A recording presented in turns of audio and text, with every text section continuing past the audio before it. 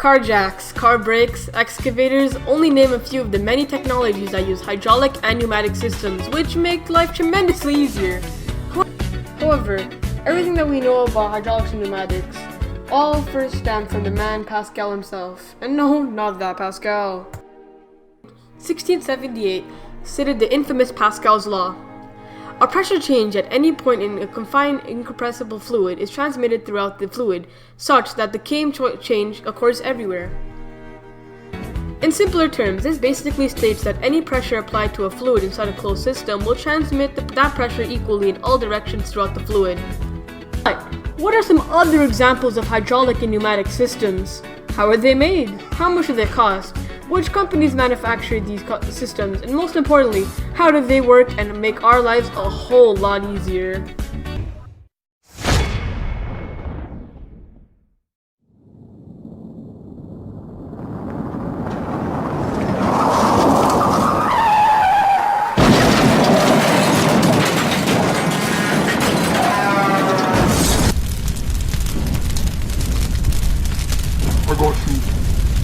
You've just gotten into a car crash, and of course your car needs to be fixed.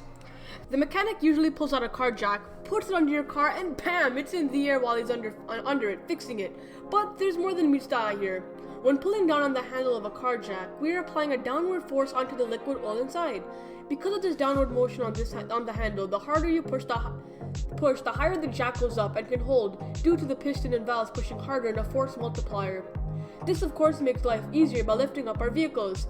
They're commonly made using liquid oil inside, steel to hold everything together, a rubber pedal, and once you strap on some wheels, you've got yourself a jack. Jacks can cost an average of $35 and they're commonly made by Uline, Canada. Jacks can cost an average of $35 if they're hydraulic, and they're commonly made by Uline, Canada. Well, you need to get yourself some new tires as well. Tires are a pneumatic system, meaning that they use gases instead of liquids to create force. A pneumatic tire uses pressurized air inside to help hold up the vehicle. Pretty simple. To get one, it'll set you back around $50 to $200. They're commonly made by the Brembo automotive industry in Asia. Just get some steel, pressurized air, strap on some rubber, and bam, you've got yourself a tire. But just take a moment and think about life without tires, how hard it would be.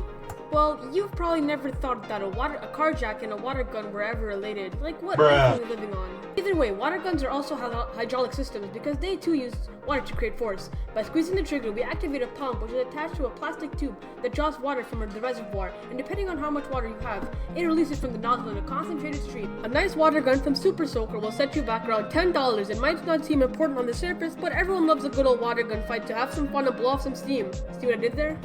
Imagine, if you pressed on that car brake, you would have probably never crashed and been safe. Car brakes are pneumatic systems. The harder you push on the pedal, the more air pressure is applied from the storage tanks into the brake chambers, which closes in on the tire, slowing it down. A car brake will set you back around $150, although car brakes could save your life, alright? So there you have to buy them, and they're commonly made by the Brembo Automotive Company based in Asia. On a car brake, you'll find the pedal, some steel to secure all of it, and the pedal is usually made from a mixture of iron, copper, steel, and graphite all mixed together, and usually made in Asia. Well, we're gonna need that crash site and all that rubber to be removed. What other machine would be more perfect for this than the bulldozer? Bulldozers use oil under pressure to function to transmit higher power levels. They're used to push stuff like earth, gravel, and rubble out of the way, clearing it.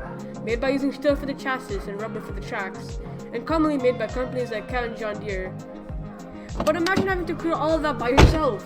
Also, bulldozers can set you back a hefty $10,000. No one likes the dentist's office, really no one, but it is still crucial for our health.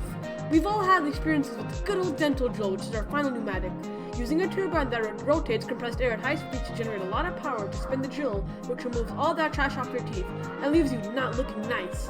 Often made using plastic for the main model, and the plastic tube which carries all that trash away, all topped with a nice high-speed turbine, all combined for a nice horror machine for yellow teeth.